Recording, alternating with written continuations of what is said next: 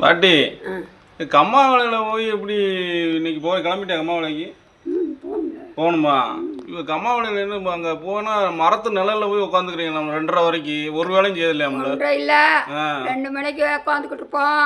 அப்புறம் அதுக்கு பிறகு களை வெட்டுவோம். களை வெட்டுவீங்களா? அங்கே கம்மாய்க்குள்ளே இந்த களை வெட்டுவீங்க?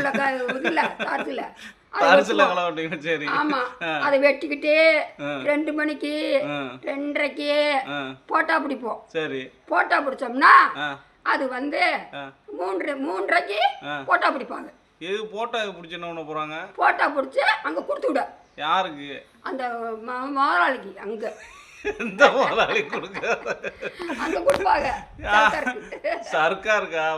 சரி சரி சரி சரி. அதான் போட்டா பிடிச்சாங்க என்னடா சர்க்காருக்கு போவோம். ஓஹோ. ஆமா. அப்ப வேலை பார்க்கீங்க படுத்து தூங்கல?